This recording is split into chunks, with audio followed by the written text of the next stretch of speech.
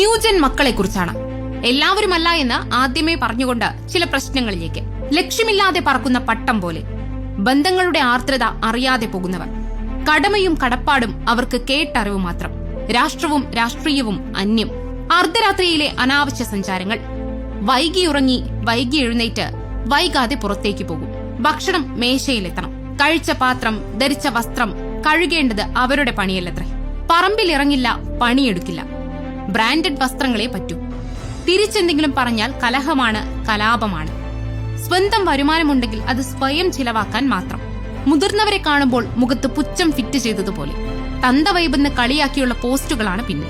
എന്റെ ജീവിതം എന്റെ തീരുമാനം എന്ന് പറഞ്ഞ് ഉത്തരവാദിത്തമില്ലാതെ തോന്നിയതുപോലെ ജീവിതം. ആൺ പെൺ വ്യത്യാസം ഏതുമില്ല. അവിടെ ഉറ്റവർക്ക് കണ്ണുനീർ ബാക്കിയാകും. എന്താണ് കാരണം? ലാളന തന്നെ. ഇല്ലായ്മ അറിഞ്ഞിട്ടില്ല അവർ. ഭക്ഷണത്തിന് മുട്ടില്ല. ശിക്ഷയില്ലാതെ ശിക്ഷണമില്ലാതെ അവർ വളരുന്നു. ചോദിക്കുന്നത് എന്തും വാങ്ങി നൽകും. കിട്ടിയില്ലെങ്കിൽ പ്രത്യേകം പറയണ്ടല്ലോ. മാതാപിതാക്കളെ, നിങ്ങളോടാണ്. നിങ്ങളുടെ കുട്ടികൾ തെറ്റ് ചെയ്താൽ അത് ചൂണ്ടിക്കാട്ടണം, തിരുത്തണം. ആവശ്യവും അനാവശ്യവും തിരിച്ചറിഞ്ഞ് അവർക്ക് വേണ്ടതു മാത്രം നൽകുക. അവർ പഠിക്കട്ടെ, കളിക്കട്ടെ, അധ്വാനിക്കട്ടെ, നല്ലവരായി വളരട്ടെ. നമ്മളാണ് അവരെ തിരുത്തേണ്ടത്, നല്ല വഴി കാട്ടേണ്ടത്. അവർ നമ്മുടെ മക്കളാണ്.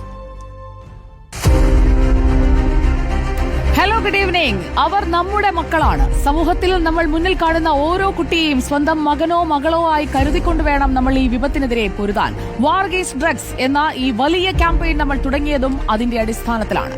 കൂട്ടുകാരെ വിളിച്ച് കുട്ടിയും കോലും കളിച്ച് കുളത്തിൽ ചാടി നീന്തി കുളിച്ച് പൂക്കളോടും കിളികളോടും ഒക്കെ കുശലം പറഞ്ഞിരുന്ന കുട്ടികളായിരുന്നു ഒരു കാലത്ത്. ഇന്ന് ആ കുട്ടികൾ എവിടേക്കാണ് പോയിരിക്കുന്നത്? മൊബൈലും കമ്പ്യൂട്ടറും മറ്റ് ആധുനിക സൗകര്യങ്ങളും വന്നതോടെ നമ്മുടെ കുട്ടികളുടെ നിഷ്കളങ്കതയ്ക്ക് മങ്ങലേറ്റോ എന്ന ചോദ്യം നമ്മൾ പരസ്പരം ഒന്ന് ചോദിക്കുന്നത് നന്നാവും.